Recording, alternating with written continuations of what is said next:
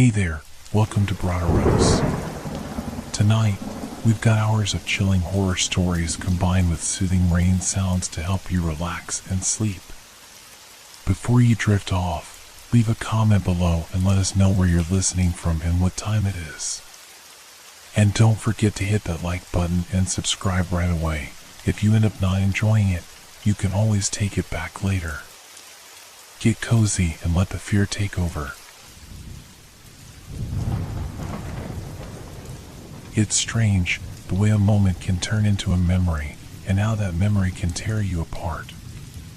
The question I keep asking myself is, was it always meant to be this way? Or did something, someone, somewhere, break us all? I didn't always think about it, the cracks in time. The moments where everything shifted, where fate splintered like a broken mirror, leaving shards that reflected nothing but pain. But now, as I sit in the quiet of this house, my house, I can hear them. The cracks. The echoes. The silence that weighs on me. I never thought I'd return here. Not after all that had happened. But here I am, stepping back into the place where everything began to fall apart. The house looks the same, wooden floors, the scent of stale air mixed with something sweet and musty. The wallpaper is peeling in places, but it feels familiar, like a ghost of the past still wandering through its rooms. When I was younger, I used to feel safe here. My family, my mother, my father, everything was normal. Or maybe it was never normal, and I just didn't see it. Maybe I was too naive to notice the cracks then. But now, the silence screams. Every creak of the floorboards beneath my feet feels like a whisper from the past, a voice calling me, telling me things I don't want to hear. And there's the smell, always the smell of something left behind, something forgotten. It lingers in the air, thick and choking. I step into the living room, where the fireplace once roared with warmth. Now, it's cold. Empty. There are shadows in the corners, shadows that seem to stretch just a little too far, reaching for something just out of sight. It's stupid to think I could come back here and find peace. Peace left this house a long time ago. The moment the argument started, the silence took over.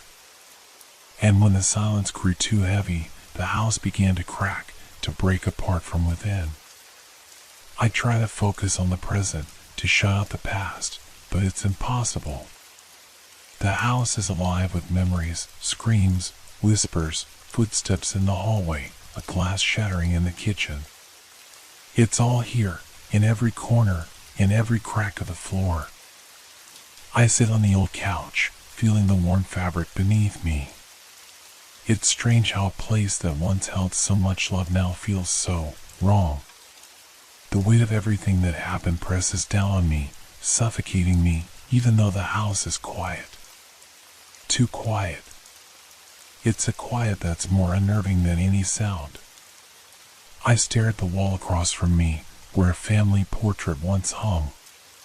It's gone now, replaced with a hole that seems to gape open, as if the picture was ripped out to erase the evidence of a life that no longer exists.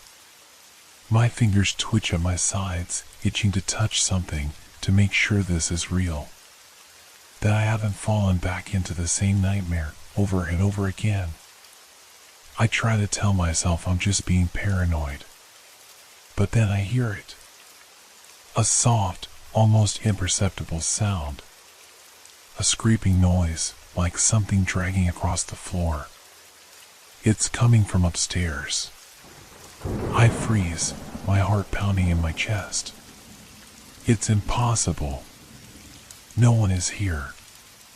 But the noise continues, slow and deliberate. My body reacts before my mind can process what's happening. I get up and walk toward the stairs, each step feeling heavier than the last. I'm not sure why I'm going up there. Maybe I think it'll stop if I confront it. Maybe I want to prove to myself that I'm not crazy. Or maybe I just want answers. I reach the top of the stairs, the sound growing louder with each step. The air is colder here, colder than it should be, and I can see my breath in the dim light. I move toward the bedroom door, the one that used to be my parents'. The door creaks open on its own, and I flinch. There's nothing in the room, but it feels wrong. It feels like someone has been here, like the room is holding its breath, waiting for me to realize something. The floor is covered in dust, but there are fresh, muddy footprints leading to the corner of the room. I can't breathe. My legs feel like lead, but I force myself to take a step forward. The footprints are mine, but they aren't mine. The shape is wrong, the way they're positioned, like someone else has been walking here, following me, waiting for me to notice. The room seems to darken, the shadows creeping along the walls, stretching, twisting. The weight of the silence becomes unbearable. And then, from behind me, a voice. Do you remember? It's my mother's voice. But it's not. It's distorted, hollow, empty. I spin around, my heart in my throat, but there's nothing. Only the shadows. Only the feeling that something is watching me. I back away, but my feet won't move fast enough. The door slams shut behind me. I'm trapped. I take another step back, my mind racing. And then I hear it. The soft whisper again, but this time it's closer. It's right behind me. Do you remember? I turn to face the corner where the footprints had been. But this time, something has changed. The shadows have taken shape. There's a figure there, standing just beyond the reach of the dim light. I can barely make it out, but I can feel it. Its presence is suffocating, like the walls are closing in. It's strange, the way a moment can turn into a memory, and how that memory can tear you apart. The question I keep asking myself is, was it always meant to be this way? Or did something, someone, somewhere, break us all? I didn't always think about it, the cracks in time. The moments where everything shifted, where fate splintered like a broken mirror, leaving shards that reflected nothing but pain. But now, as I sit in the quiet of this house, my house, I can hear them. The cracks. The echoes. The silence that weighs on me. I never thought I'd return here. Not after all that had happened. But here I am, stepping back into the place where everything began to fall apart. The house looks the same, wooden floors, the scent of stale air mixed with something sweet and musty. The wallpaper is peeling in places, but it feels familiar, like a ghost of the past still wandering through its rooms. When I was younger, I used to feel safe here. My family, my mother, my father, everything was normal. Or maybe it was never normal, and I just didn't see it. Maybe I was too naive to notice the cracks then. But now, the silence screams. Every creak of the floorboards beneath my feet feels like a whisper from the past, a voice calling me, telling me things I don't want to hear. And there's the smell, always the smell of something left behind, something forgotten. It lingers in the air, thick and choking. I step into the living room, where the fireplace once roared with warmth. Now, it's cold. Empty. There are shadows in the corners, shadows that seem to stretch just a little too far, reaching for something just out of sight. It's stupid to think I could come back here and find peace. Peace left this house a long time ago. The moment the argument started, the silence took over. And when the silence grew too heavy, the house began to crack, to break apart from within. I try to focus on the present, to shut out the past, but it's impossible. The house is alive with memories, screams, whispers, footsteps in the hallway, a glass shattering in the kitchen. It's all here, in every corner, in every crack of the floor. I sit on the old couch, feeling the warm fabric beneath me. It's strange how a place that once held so much love now feels so wrong. The weight of everything that happened presses down on me, suffocating me, even though the house is quiet. Too quiet. It's a quiet that's more unnerving than any sound. I stare at the wall across from me, where a family portrait once hung. It's gone now, replaced with a hole that seems to gape open, as if the picture was ripped out to erase the evidence of a life that no longer exists. My fingers twitch at my sides, itching to touch something, to make sure this is real. That I haven't fallen back into the same nightmare over and over again. I try to tell myself I'm just being paranoid. But then I hear it. A soft, almost imperceptible sound. A scraping noise, like something dragging across the floor. It's coming from upstairs. I freeze, my heart pounding in my chest. It's impossible. No one is here. But the noise continues, slow and deliberate. My body reacts before my mind can process what's happening. I get up and walk toward the stairs, each step feeling heavier than the last. I'm not sure why I'm going up there. Maybe I think it'll stop if I confront it. Maybe I want to prove to myself that I'm not crazy. Or maybe I just want answers. I reach the top of the stairs, the sound growing louder with each step. The air is colder here, colder than it should be, and I can see my breath in the dim light. I move toward the bedroom door, the one that used to be my parents'. The door creaks open on its own, and I flinch. There's nothing in the room, but it feels wrong. It feels like someone has been here, like the room is holding its breath, waiting for me to realize something. The floor is covered in dust, but there are fresh, muddy footprints leading to the corner of the room. I can't breathe. My legs feel like lead, but I force myself to take a step forward. The footprints are mine. But they aren't mine. The shape is wrong, the way they're positioned, like someone else has been walking here. Following me. Waiting for me to notice. The room seems to darken, the shadows creeping along the walls, stretching, twisting. The weight of the silence becomes unbearable. And then, from behind me, a voice. Do you remember? It's my mother's voice. But it's not. It's distorted, hollow, empty. I spin around, my heart in my throat, but there's nothing. Only the shadows. Only the feeling that something is watching me. I back away, but my feet won't move fast enough. The door slams shut behind me. I'm trapped. I take another step back, my mind racing. And then I hear it. The soft whisper again, but this time it's closer. It's right behind me. Do you remember?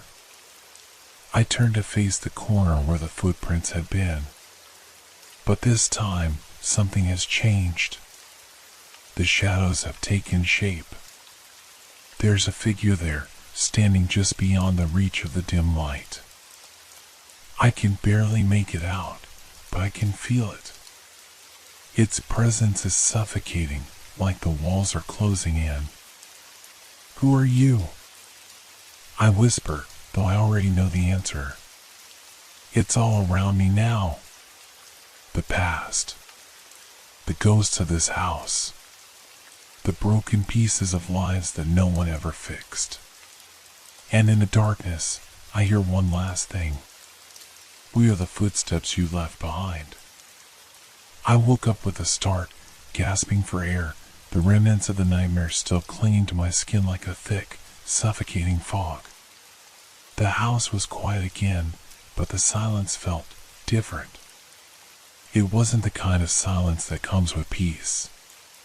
It was the silence of something waiting, something hidden just beyond sight, breathing in the shadows. I sat up, my heart still racing, my mind replaying the voice I had heard, the whisper that had clawed at the edges of my sanity. We are the footsteps you left behind. The words echoed in my skull, a drumbeat that wouldn't stop. What did it mean? Who had said it? I rubbed my eyes, trying to shake off the remnants of the dream. But the walls of this house, my house, felt like they were closing in on me. It was as though the house itself remembered the past, holding onto it like a secret that it refused to let go. I glanced at the clock. It was just past 3 in the morning. I needed to get out of this room, away from the suffocating air. But as soon as I stepped out of bed, the floorboards creaked beneath me, as if the house itself was shifting, groaning, protesting. I walked cautiously toward the door, my footsteps muffled against the worn carpet. As I reached for the handle, I felt a sudden coldness on my skin, a chill that hadn't been there before. The air seemed heavier now, as if something was pressing down on me, making every movement sluggish and difficult. When I opened the door, I immediately regretted it. The hallway outside was dark, but there was a faint glow coming from beneath the door at the end of the corridor, the door to the attic. I hadn't been in the attic since I was a child. It was always locked, always off limits. But now, that faint light seemed to call to me, pulling me toward it like a magnetic force. Something in me resisted. I didn't want to go up there. I knew I shouldn't. But the whispers from earlier, the way the house seemed to breathe, they made me feel like I had no choice. The walls felt like they were pressing in on me, suffocating me, as though they were alive, watching me, waiting for me to make the wrong move. And I was. I was going to make the wrong move. I took a deep breath and started walking toward the stairs. The house creaked louder with every step. It wasn't the normal creaking, this was something different. Something purposeful. The sound seemed to come from deep within the walls, a hollow scraping noise that sent a jolt of unease straight through my spine. At the bottom of the stairs, I paused, my hand hovering over the attic door's handle. The light from beneath it flickered, casting strange, shifting shadows on the walls. For a moment, I stood there, frozen in place, staring at the door, as though it had somehow become a portal to another world. The wind howled outside, rattling the windows. But inside, the air was still. Too still. Finally, I turned the handle and pushed the door open. The attic was darker than I had imagined. The faint glow I had seen earlier was barely a flicker now, coming from an old lantern sitting atop a wooden crate near the far corner. It looked ancient, too old to be anything from my childhood. The dust was thick here, thick enough to make the air feel stale and suffocating. As I stepped inside, the floorboards creaked under my weight. The wooden beams above me groaned in protest. It was as if the house was angry at my intrusion, but I couldn't stop myself. I had to know what was up here. Something was wrong. Something had been wrong for a long time. I took a few steps deeper into the attic, my eyes scanning the room. There were old trunks, stacks of boxes, and piles of forgotten belongings, things that had once been precious but now lay forgotten in the dark. But there was something else too. In the corner, near the farthest wall, something moved. I froze, my breath catching in my throat. My eyes darted toward the movement, but it was gone. I told myself it was just the wind, just the way the dust danced in the light, but my pulse was racing. I could feel it. The air had changed. It was thick now, heavy with the weight of something, watching. I forced myself to step forward, toward the corner. The closer I got, the more I could hear it, a soft, rhythmic sound. It was almost like a breathing, but wrong. It was too slow, too deep, like something was holding its breath. I rounded the corner, and there it was. A large, wooden mirror. It was cracked, the edges splintered, and the glass was covered in layers of dust. But the reflection wasn't right. It didn't match the room behind it. I looked closer, my breath shallow. There was something in the reflection. A figure standing just behind me. I spun around, but there was nothing there. The attic was empty. I could feel my heart thundering in my chest, the panic rising in my throat. I turned back to the mirror. The figure was still there, but it was different now. It was closer.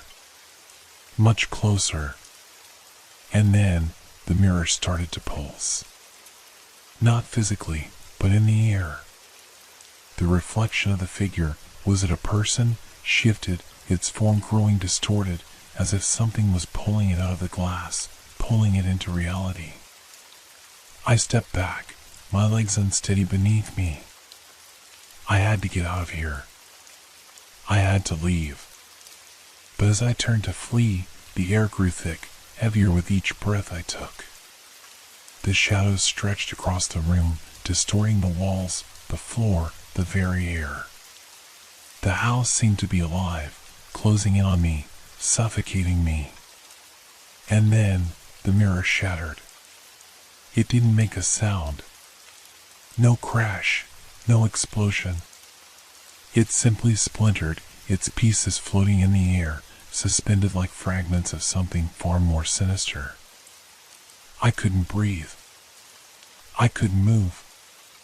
And then, in the silence, I heard the voice again. "Do you remember?" I turned, my eyes darting frantically around the room, but there was nothing there. And then, as the last shard of glass fell to the floor, I saw it. The figure. The same figure from the reflection. Standing in the doorway. It was real. And it was smiling. I couldn't breathe. The figure stood there, silhouetted in the dim glow of the attic, its eyes glinting like shards of broken glass. It was tall, too tall, its limbs elongated, twisted in ways that felt wrong. Its smile, it wasn't human. The corners of its mouth curled upward, stretching beyond natural limits, as if it were forcing itself to grin, to mock me. My heart hammered in my chest, the rapid beats drowning out all other sound. I couldn't move. I couldn't think. My body felt paralyzed, frozen in place by some unseen force. "You shouldn't have come here." The voice came, but it wasn't from its mouth. It was inside my head, whispering directly into my thoughts, scraping against my sanity. I wanted to scream, to run, to flee the house and never look back. But my feet were rooted to the floor. Every fiber of my being screamed at me to turn away, but I couldn't. It was as if the air itself had thickened, trapping me, suffocating me. The figure took a step forward. Then another. The floor beneath it didn't creak, didn't give any sign of its weight. It moved with an unnatural silence, the only sound the faint rustling of its clothes, as if they were made from something ancient, something that didn't belong in this world. I should have turned. I should have run. But my mind was trapped in some sort of loop, unable to process what was happening, unable to make sense of this nightmare. The thing, no, it wasn't a thing anymore. It was alive, reached out with one of its hands, and the air seemed to grow colder, the temperature plummeting as if winter had suddenly descended upon me. Its fingers were long, too long, and as they reached toward me, I could see the dark veins running through its skin, pulsing with a sickly rhythm, like it was alive in ways it shouldn't be. "Do you remember?" The voice whispered again, this time louder, more insistent. I felt its words burrow into my mind, scratching, pulling at something deep within me, something I couldn't quite grasp. The figure's hand came closer, and instinctively, my legs moved. I stumbled backward, my breath ragged. My hand fumbled for the doorframe, but it was too late. It was already too late. I turned and ran. My feet barely touched the floor as I sprinted down the attic stairs, the sharp thud of my shoes ringing in my ears, but it wasn't enough to drown out the voice. "You never left." I burst into the hallway, gasping for air, my heart slamming against my ribs. The house seemed to be closing in on me, the walls narrowing, the shadows stretching out like dark fingers trying to reach for me. I didn't know where I was running. I didn't know where I could go. I only knew I had to get away from that thing that had been watching me, following me for how long? Was it real? Or was it just my mind breaking apart? I didn't stop running. I reached the stairs leading down to the first floor, but as I tried to descend, I felt a sudden, overwhelming pressure on my chest. It was as if something had reached inside me, clutching my lungs, squeezing the air from my body. The air grew thick again, and I heard the unmistakable sound of footsteps, slow, deliberate, following me. The sound was close. Too close. It was right behind me. I tried to scream, but no sound came out. My throat was tight, choked, as if the house itself was trying to swallow me whole. I forced myself to take the stairs two at a time, my legs weak beneath me, my vision blurring, but I couldn't look back. I couldn't see it. I knew it was there, though. I could feel it, just behind me, getting closer, its presence filling the air with an oppressive weight. And then, as I reached the bottom of the stairs, I froze. The door was wide open. It hadn't been like this before. I had locked it before I went to bed. I was sure of it. But now it stood wide open, as if waiting for something. Waiting for me. The hallway outside was dark, too dark, and I could feel the air shifting, moving around me. Something was wrong. Something was very wrong. I reached for the doorframe, my hand trembling, and then I heard it again. "Do you remember?" The voice was no longer a whisper. It was a scream inside my head, scratching, tearing at the fabric of my mind. I couldn't stop myself. I stepped forward, out into the hallway, and the moment my foot crossed the threshold, the door slammed shut behind me with a force that nearly knocked me off my feet. I spun around, panic flooding my veins, but there was no way back. The house was different now. The hallway was longer, darker, and there were no windows. No way out. The door was gone. It was just me and the walls. "You never left," the voice repeated, its echo bouncing off the walls, growing louder and louder until it felt like it was coming from inside my skull. I turned toward the stairs again, desperate for escape, but something stopped me. There, in the far corner of the hallway, was a figure. It was familiar, but wrong. It was me. But it wasn't. The figure stood there, its head tilted at an unnatural angle, its face twisted in agony, its eyes wide open and unblinking. The shadows clung to it like a second skin, and the air around it shimmered with a faint, unnatural glow. I tried to move, to scream, but the world around me was shifting again, the hallway stretching out, the walls bending in on themselves. I was trapped. "You never left," it whispered, and as the figure stepped closer, I realized I was the one who had never left. The air was suffocating, thick with the scent of mildew and something older. Something foul. I could barely breathe. I couldn't think. My mind, once sharp and clear, was now fractured, teetering on the edge of madness. The figure in front of me, it was me, or at least it looked like me, stood motionless, its eyes wide, unblinking, its expression contorted in a permanent mask of horror. But this wasn't me. It couldn't be. The figure in front of me raised its hand slowly, deliberately, as if to touch me.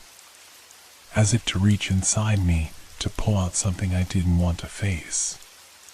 My legs felt like lead, heavy and unresponsive, but I couldn't move. I stood there, frozen, staring at my own twisted reflection. And then, as if drawn by an invisible force, the figure spoke. "Do you remember?" The words slithered into my mind, cold and sharp, like a blade scraping against bone. It wasn't a question anymore. It was an accusation. A demand. I wanted to scream, to run, but my voice caught in my throat. My limbs were useless, as though they had turned to stone. All I could do was stare, my heart racing, the sound of it pounding in my ears. The figure took another step forward. Its movement was jerky, disjointed, as if it was forcing its body to act against its will. Each step felt like a slow crawl through time, as if the world itself was grinding to a halt. The hallway stretched before me, impossibly long, like it was stretching into eternity. And there, at the far end, was a door. The door. It wasn't the front door. It wasn't the door that had been opened when I first stepped into the hallway. No. This was a different door. A door that I had never seen before, and yet, somehow, I knew it. It called to me. I tried to take a step toward it, but my body wouldn't obey. My muscles ached, my chest tightened, and the air felt heavy with a sense of impending doom. The figure in front of me took another step, and the shadows seemed to shift with it, folding in on itself, like a living thing, a part of it. "You remember," the figure whispered, its voice soft and eerie, like it was inside my head, invading my every thought. "You remember everything." I wanted to shout, to deny it, to tell it that I didn't remember anything, that this was all just some nightmare, some twisted hallucination. But the truth, the terrible, crushing truth, weighed heavily on me. I remembered. The memory hit me like a punch to the gut. A flash of an old house. A room that I thought I had forgotten. But it wasn't gone. It was buried inside me, hidden deep, and now it was clawing its way back to the surface. The room. The mirror. I remembered the reflection staring back at me. Not me, but someone else. Someone I hadn't seen in years. Someone who had been lost to time, to the past. I had tried to forget. Tried to bury it. The house, the room, the faces. The things I couldn't understand. The things I couldn't explain. But now they were back. The figure in front of me smiled. It wasn't a smile. It was a rictus grin, a mockery of a smile, stretching wide, wider than any human mouth should. Its face warped, contorted, and in the next instant, its skin peeled away, revealing a darkness beneath, a black void where its eyes should have been. And then, I heard it. The sound. The same sound I had heard that night. The sound of footsteps. The sound of someone walking just behind me. I turned, but there was nothing. Nothing except the door, waiting, beckoning, pulling me closer. I could feel it. The pull of the past. The pull of something that I had tried to escape, something I could never outrun. My heart was in my throat, my hand shaking as I reached for the door. The handle was cold, so cold, like it had been frozen in time. I wrapped my fingers around it, the metal slick with some strange moisture, and twisted. The door creaked open, slowly, agonizingly slow, as if the house itself was reluctant to reveal its secrets. Beyond the door was the room I remembered. The room I had locked away. I stepped inside, my legs trembling beneath me. The walls were the same cracked paint, the same faded wallpaper, the same sickly yellow light flickering from the ceiling. But the room was wrong. It felt wrong. The air was thick with something else now, something alive. And there, in the center of the room, was the mirror. It was just like I remembered. It was cracked, but not shattered. The cracks ran through the glass like a spider's web, each one a fracture in reality itself. And in the reflection, I saw her. The woman. She was staring back at me, her eyes wide with fear, her lips trembling as if she wanted to speak, but couldn't. I took a step closer, my breath catching in my throat. My reflection was gone. All I could see was her. "Do you remember?" The voice echoed around me, louder this time. The woman's lips moved in sync with the words, but they weren't her words. They were mine. I stepped back, heart racing. The room spun, the walls closing in, the mirror reflecting nothing but darkness now, darkness that seemed to seep out of the cracks, consuming everything in its path. And then, a voice that wasn't mine, a voice I hadn't heard in years, whispered through the darkness. "You should have stayed away." The reflection grinned. It wasn't a smile. It was a death sentence. I turned, but the door was gone. There was no way out. I was trapped. And the house was waiting. The silence in the room was suffocating, thicker than the stale air I had been breathing. It was as though the very walls had absorbed all the sound, all the life, leaving only the lingering sense of something terrible, something alive, still watching. I couldn't move. I couldn't breathe. My legs, stiff and frozen, refused to cooperate, the terror rooted deep in my bones. The mirror reflected nothing but the dark void behind me, yet I could feel its weight, its presence pressing against my back, closing in. The room had changed, hadn't it? Or maybe it had always been like this, its suffocating atmosphere hiding in plain sight, waiting for the moment I would finally understand. I shouldn't have come here. I shouldn't have come back. But it was too late.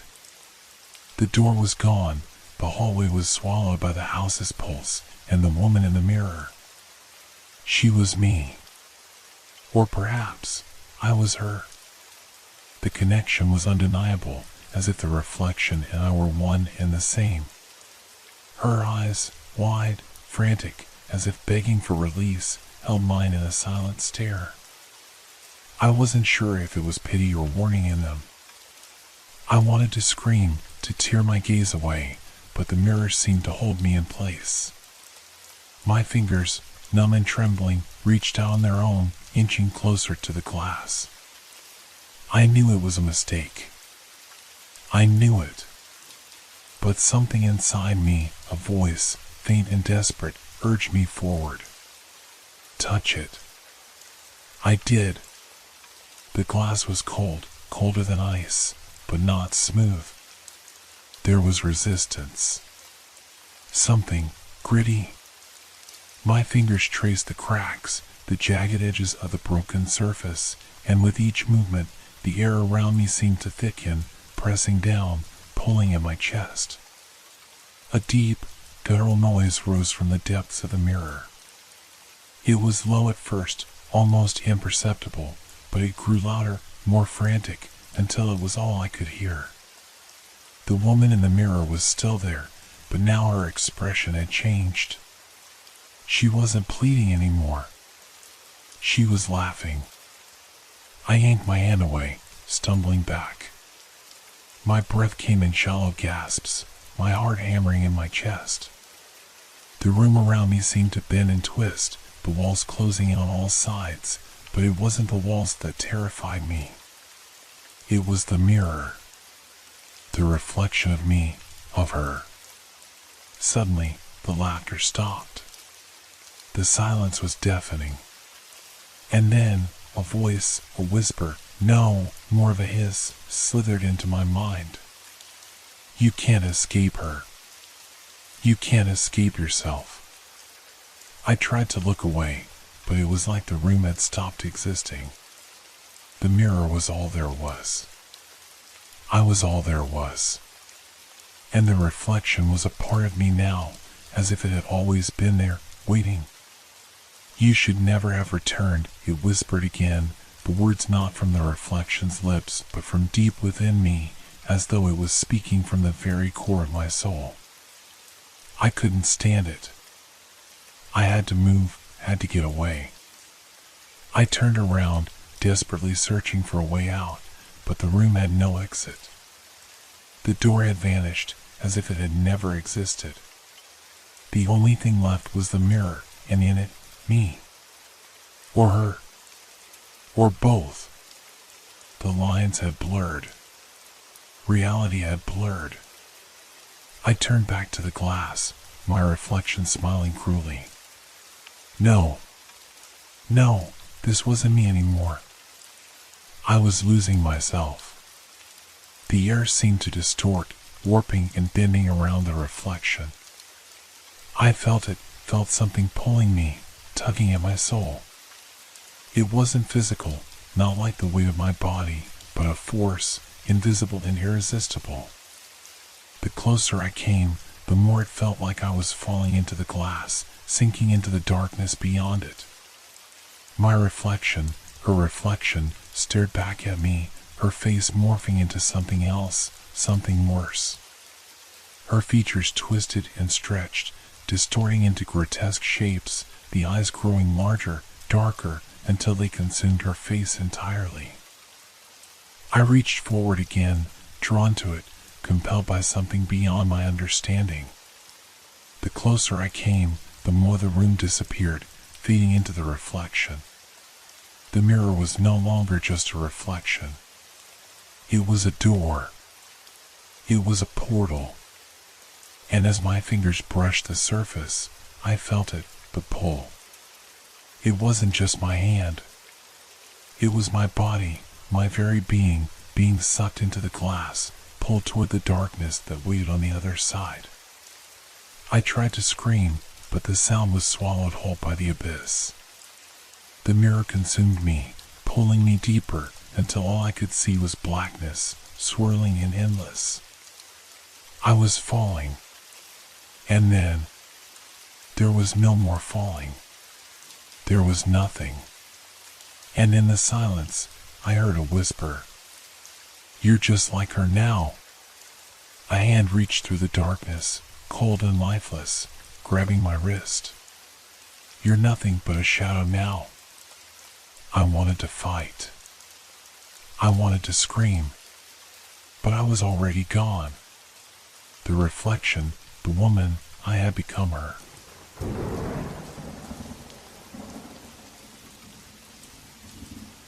Have you ever wondered what it's like to walk through a place where the past refuses to stay buried? The air was damp, thick with the scent of decay, and the sound of my footsteps echoed eerily against the crumbling stone walls. I had arrived in a city that, once upon a time, had been swallowed whole by the sea. Now, all that remained were broken buildings and fractured memories, half submerged in the still, stagnant waters of time. No one spoke of it anymore. It had been forgotten, but I felt an odd pull toward its forgotten ruins. I wasn't sure what I was looking for, closure, perhaps, or just an answer to the feeling that had haunted me for years. Something about this city felt wrong, as though it was waiting for me to come back. The narrow street ahead was lined with shattered windows, the remnants of forgotten homes. Some of the buildings had walls that were half standing, and others had collapsed entirely, leaving nothing but piles of broken stone and metal. The sun barely broke through the thick gray clouds that hung low above, casting a dim light that made the entire place seem like a forgotten nightmare. My heart raced as I took a step forward. I had heard rumors of strange things happening here, whispers of shadows that moved against the light, voices that echoed from places no one had lived for decades. But I had dismissed them as superstition until now. I wasn't sure why I had come. Perhaps it was my own obsession with this city, or perhaps it was the grief that never seemed to leave me. The silence was unnerving. Even the wind seemed to avoid this place. No birds, no rustling leaves, just the steady drip of water falling from the overhangs of broken rooftops. I had walked for hours, but nothing had changed. The buildings were the same. The air felt the same. And yet, something was different. A distant sound reached my ears, a faint whisper, almost imperceptible. My head snapped to the side, but the streets were empty. I blinked, convinced it was my imagination. But then, I heard it again. A soft, rhythmic tapping, like footsteps approaching. I stood frozen, straining my ears, trying to place the sound. The footsteps, slow and deliberate, were too far to be anyone close. But they were there, unmistakable, as though they were moving through the crumbled remains of this place. I tried to shake off the unease building in my chest, telling myself it was just the wind playing tricks on me. But the tapping continued. And then, a faint smell, something damp, musty, filled my nostrils. It wasn't the smell of decay that had lingered since my arrival. No, this was different. It was as if the air itself had absorbed the scent of the forgotten past. The shadows grew longer, stretching across the broken streets like fingers reaching for me. As I took another step forward, the tapping sound grew louder, sharper. It was closer now, echoing in the silence. My breath hitched as I turned around, half expecting to see someone, or something, behind me. But there was nothing.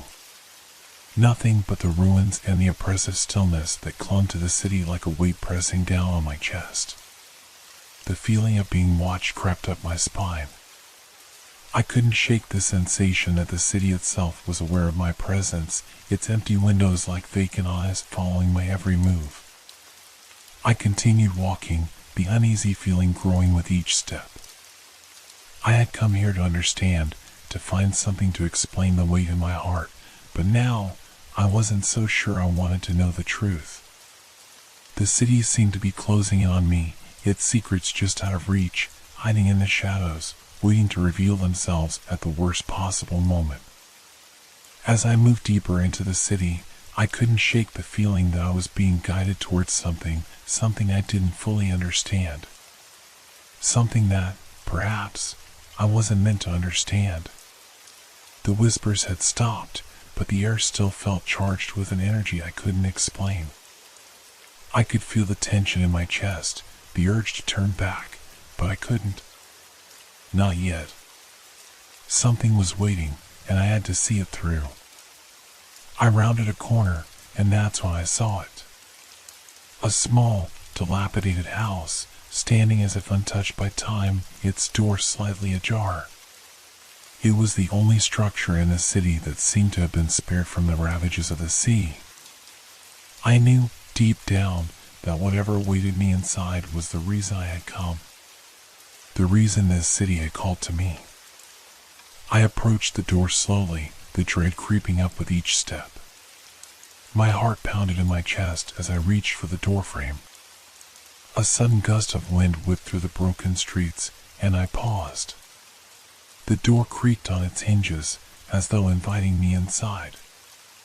I hesitated.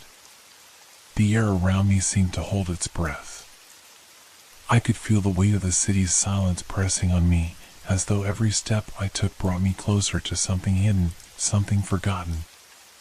The door, hanging slightly ajar, beckoned me, but coldness gripped my chest. It was as if I had crossed some invisible threshold, and now there was no turning back.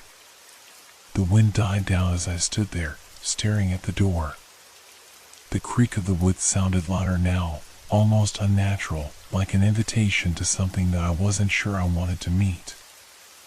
I reached out, my fingers brushing against the aged wood. It felt wrong, as though the house itself was cold and waiting. I pushed the door open, the rusted hinges groaning in protest. The interior of the house was dimly lit by what little light filtered through the broken windows. Dust hung thick in the air, and the smell of rot clung to everything, the scent of forgotten things. The floor creaked under my weight, each step disturbing the silence. The walls of the house were lined with remnants of furniture, now twisted and broken by years of neglect. A torn rug lay in the center of the room, and shards of glass from a shattered mirror littered the floor. But it was the walls that caught my attention. Strange markings marred the old plaster, faint symbols that seemed almost alive. They weren't painted or carved, they were etched into the surface, like they had been burned into the very fabric of the house. The symbols were jagged and erratic, spiraling around each other as if they were trying to tell a story, but the words were lost to time. I stepped closer, my breath catching in my throat. The symbols seemed to shift in the dim light, like they were moving just out of the corner of my vision. I blinked, and they were still. But the unsettling feeling lingered, and I couldn't shake the sense that they were trying to communicate something I didn't want to understand. The air grew heavier as I moved deeper into the room. The shadows seemed to stretch further, and the sense of being watched returned, this time stronger than before. I could hear the faintest rustle of something moving in the dark corners of the room, as if the house itself was alive, breathing with me. I had to know more. My curiosity, however foolish, was stronger than my fear. I moved toward the far end of the room, where a narrow staircase led upward into darkness. I hesitated, staring up at the pitch-black void above. There was something there, something waiting. The rustling grew louder, now more distinct. It was like a low, guttural sound, too deliberate to be the wind. My heart pounded in my chest as I took the first step onto the staircase.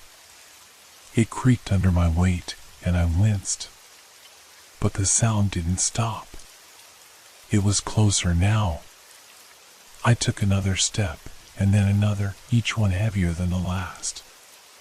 At the top of the stairs, the hallway stretched out before me, lined with more doors, all of them closed. The air here was thick with the scent of something old, something decaying. But there was more, something beyond the musty scent of disuse. It was as though the very walls were filled with the history of the place, its forgotten sorrows.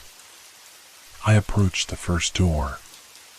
The handle was cold, like ice, and when I turned it, the door opened with a soft, reluctant groan. Inside was a room much like the one below, dilapidated, neglected, filled with the remnants of lives that had once been. But this room was different. The walls were covered in more symbols, but these weren't etched into the plaster. These were drawn hastily, smeared across the walls in a strange, dark substance that I couldn't place. It looked like paint, but the color was wrong. Too deep, too dark, like ink soaked in shadows. There was something unsettling about the way it clung to the walls, as though it didn't belong. In the center of the room stood a chair. It was old, worn, and abandoned, but something about it drew my attention. It seemed out of place, too pristine amidst the decay of the room. And as I stepped closer, I realized why. The chair was facing the wall, but it was turned slightly, as though it had been moved. And underneath it, partially hidden by its shadow, was a small object. A book. The cover was faded, and the pages looked brittle, as though they might crumble if touched. But there was something in the way the book lay there that made my stomach turn. It was as if it had been placed deliberately, as if someone or something had left it for me to find. I reached down, my fingers trembling as I picked up the book. The cover was blank, save for a small, faded symbol that seemed to glow faintly in the dim light. I opened the pages, and a chill ran through me as I read the first words written in faded ink. To find the truth, one must listen to the silence. The hairs on the back of my neck stood on end. The words felt like a warning, like a message from someone who had known what was to come. But what truth? What silence? My heart raced as I read the next line. Beware the echoes that follow. They are not of this world. I slammed the book shut, my hands shaking. The air around me felt thick, suffocating. And then I heard it. A whisper. A soft, distant sound, as if it was coming from deep within the walls themselves. The words were unintelligible at first, but then they became clear. We are waiting. My breath caught in my throat as the whisper echoed in my mind. And then, the floor beneath me groaned, the walls creaked, and the shadows around me shifted. I wasn't alone. And whatever was waiting, it was coming closer. The whisper continued, its words echoing in my mind like the fading memory of a dream I couldn't quite grasp. We are waiting. The phrase repeated over and over, each iteration louder, more insistent, until it felt as though the very walls were speaking to me. The air in the room thickened, pressing in on me, and my heartbeat quickened. I dropped the book in a rush of panic, my hands suddenly slick with sweat. The book hit the floor with a dull thud, and the silence that followed felt suffocating. The whisper faded, but the tension lingered like a palpable presence in the room. The shadows in the corners seemed to deepen, stretching toward me like they had a life of their own. I could hear nothing now but my own breathing, ragged and uneven. The chair, which had once seemed so out of place, now felt like an anchor, its cold, wooden frame a stark contrast to the oppressive warmth that surrounded me. I could feel the air shifting, thickening in a way that made it almost impossible to breathe. I wanted to leave.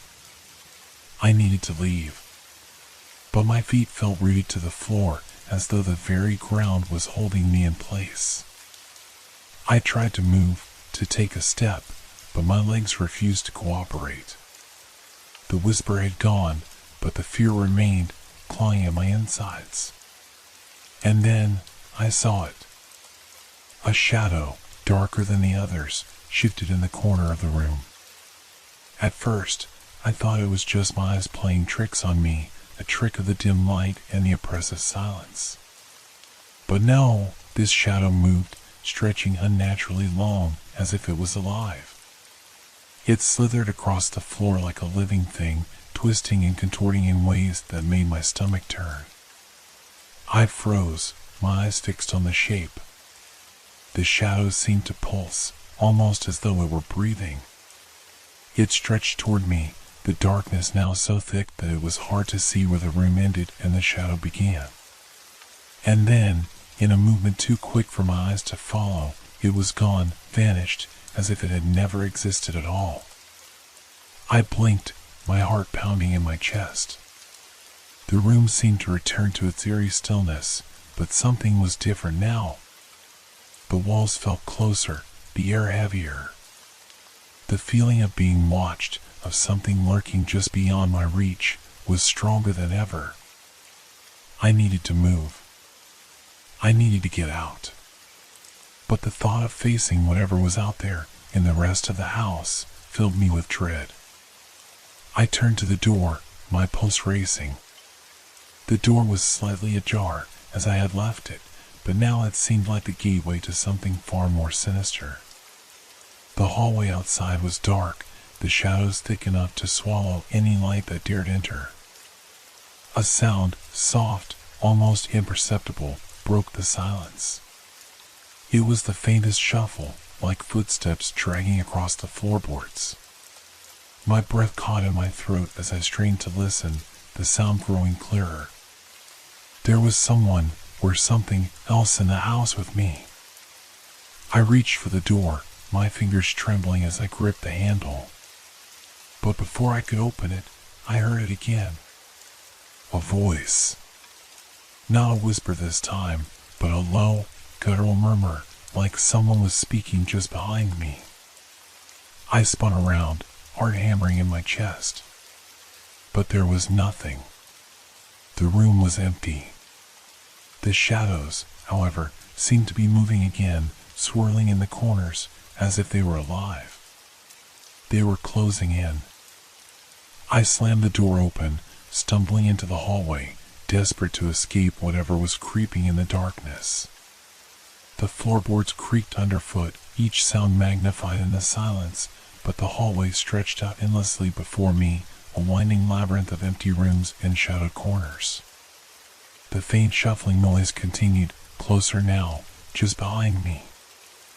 I could hear it, feel it, even though I dared not turn around to face whatever was following me.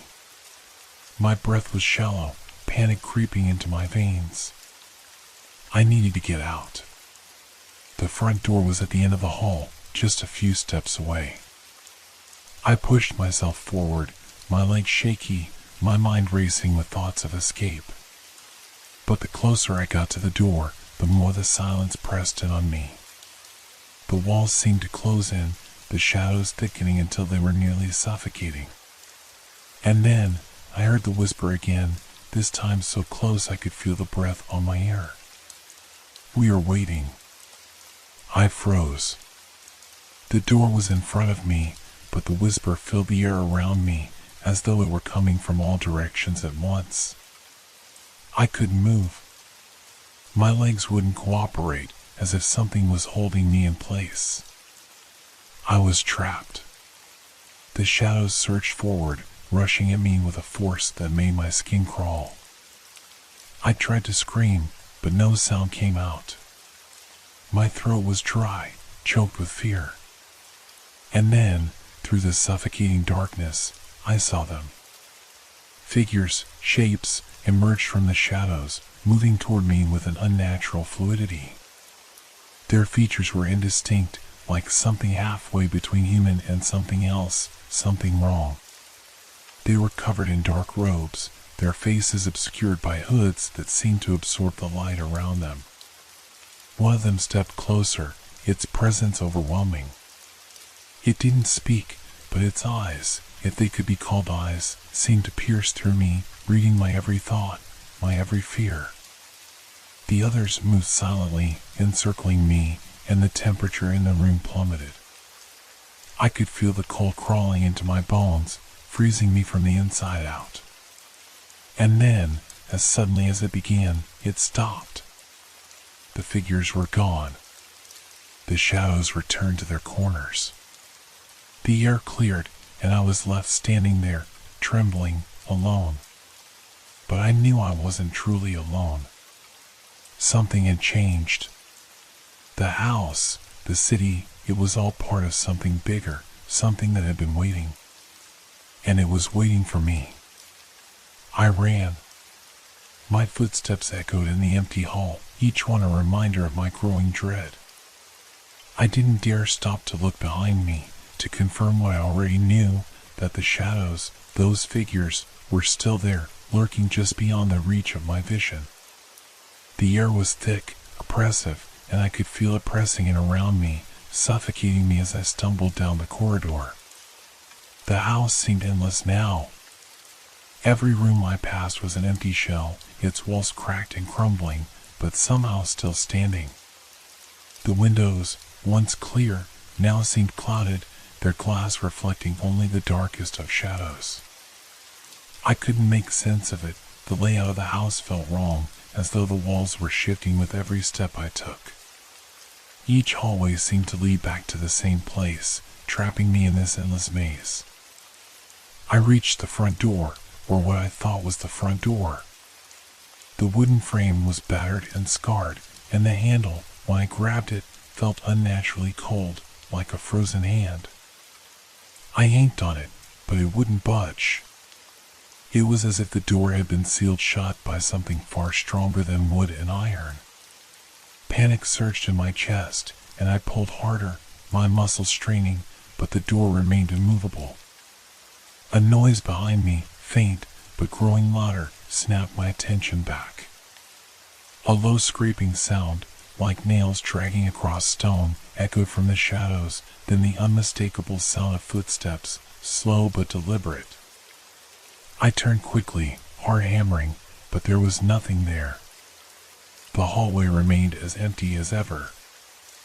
I stood frozen, waiting for the next sound, the next movement, but all I could hear was my own ragged breath and the pounding of my heart in my ears.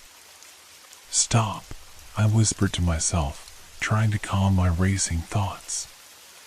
"It's just your mind playing tricks. Nothing's there." But the silence that followed felt worse than the noise. It pressed against my skin, made the hairs on the back of my neck stand on end. Something wasn't right. The house wasn't just old, it was alive. It was watching me, waiting for me to make a mistake. I backed away from the door, the cold creeping deeper into my bones. Every movement felt sluggish, as though my body was fighting against me, as though the house itself was trying to hold me in place. And then, in the distance, I saw it. A faint flicker of light, barely visible at first, like the glimmer of a lantern in the dark. It flickered again, moving.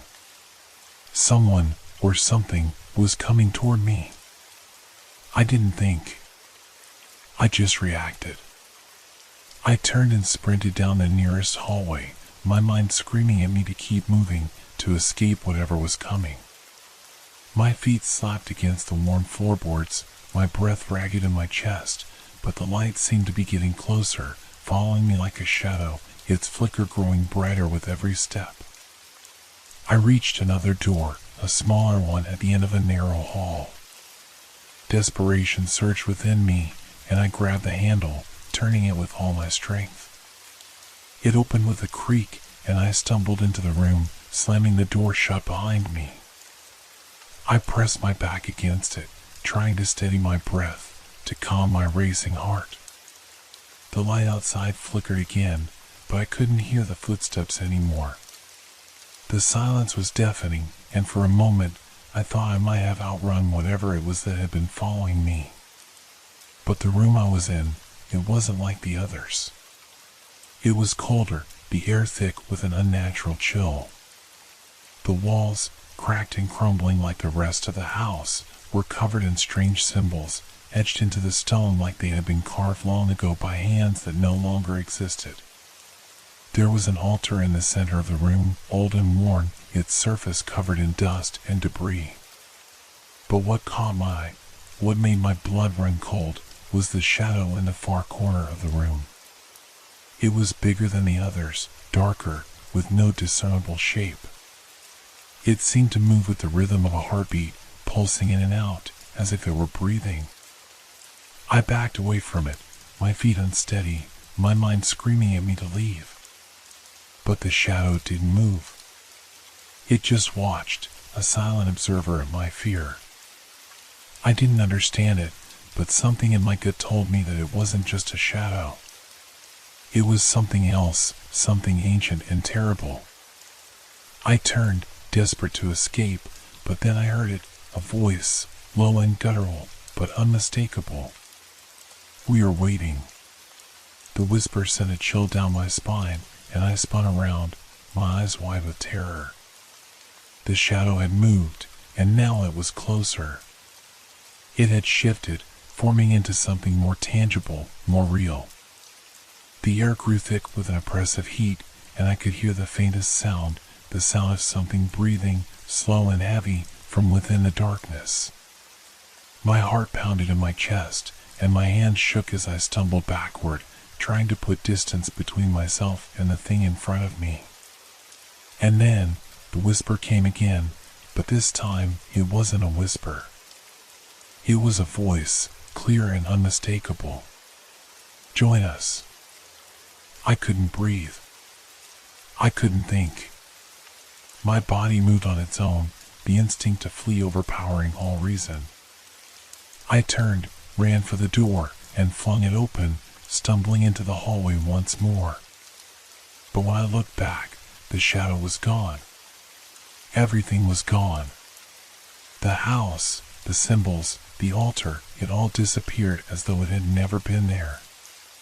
The hallway was empty again, the air heavy and still. And yet, I couldn't shake the feeling that something had changed, something had been awakened. I couldn't leave. Not yet. Something was waiting, and I had to know what it was. I took a deep breath, steadying myself for what was to come. And then I heard it again, another whisper, this time so close it felt like it was in my ear. "We are waiting." The air felt thick with unease as I moved further into the house, my breath shallow, heart pounding with every step. The whisper had faded, but it lingered in the back of my mind, like an echo I couldn't escape. "We are waiting." The words wrapped around me, a constant reminder of the presence that lurked just out of reach. The house, or whatever it had become, seemed to stretch before me in endless corridors. Each hallway I turned down led to more closed doors, darkened rooms, and the unsettling feeling that I was being watched. The silence was almost worse than the whispers. It pressed against my ears, deafening and suffocating.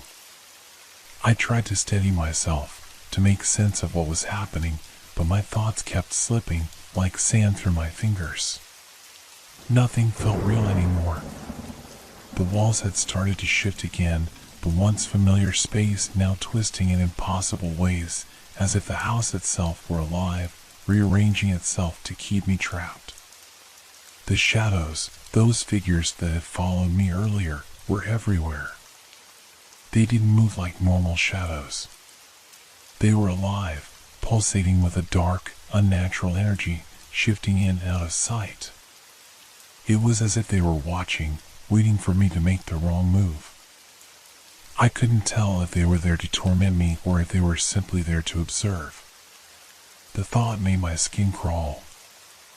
I stopped in front of a door at the end of a particularly narrow hallway. It was different from the others. There was no peeling paint or cracks in the wood. It was pristine, untouched, as if it had been waiting for me. A soft glow seeped from beneath it, casting a faint light on the dark floor. My hand reached out instinctively, trembling as my fingers brushed the cool surface of the handle. The moment I touched it, a chill ran through my body, deeper than the cold air surrounding me. A warning. But I didn't pull away. I couldn't. Something in me knew that this was the only way forward, the only way to understand what was happening here. I twisted the handle and pushed the door open. What I saw inside nearly knocked the breath out of me. It was a room like the others, decayed, worn, and covered in the same strange symbols that had adorned the walls earlier. But this time, the symbols were different. They were moving, shifting, twisting in impossible patterns, as though they were alive, dancing to some unseen rhythm. In the center of the room stood an altar, but this one was different too. It was made of black stone, the edges jagged, as if it had been carved from the very bones of the earth. And on top of it, there was something that made my blood run cold. A figure, wrapped in darkness, lay motionless on the altar. At first, I thought it was a person, but as I looked closer, I realized it was something far worse. Its face was smooth, featureless, an empty void where a human face should have been. Its limbs were contorted at unnatural angles, as though it had been twisted out of shape, yet it lay there, perfectly still, as if in waiting. And then I saw the eyes. Or rather, what should have been eyes. Two glowing orbs, burning with an unearthly light, stared at me from within the darkness of the figure's face.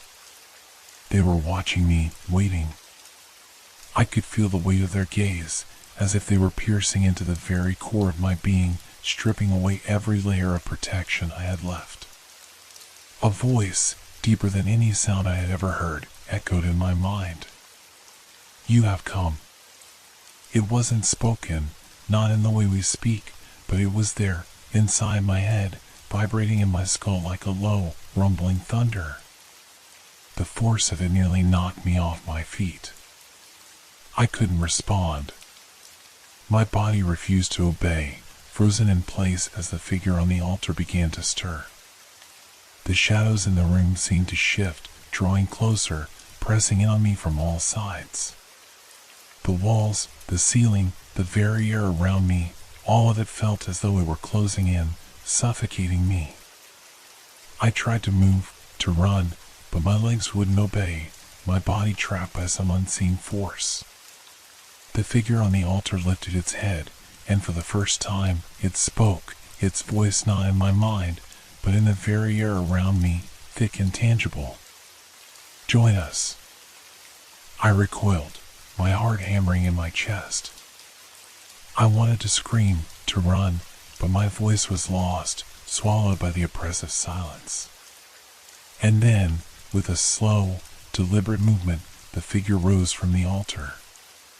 It was no longer still. It was alive, moving with an unnatural grace, its body shifting and contorting as though it were made of shadows and light, never fully solid. It reached out a hand toward me, its fingers long and skeletal, the skin stretched thin, almost translucent. I could see the darkness within it, swirling like a storm. My mind screamed at me to run, to get away from it, but my body couldn't move. I was trapped, rooted to the floor by some dark force, unable to escape. "You are one of us," it said, the words sinking into my skin like cold, poison needles. "You have always been one of us." The shadows closed in around me, wrapping around me like a suffocating blanket, and for the first time, I understood. This wasn't a nightmare. This wasn't some illusion. This was real.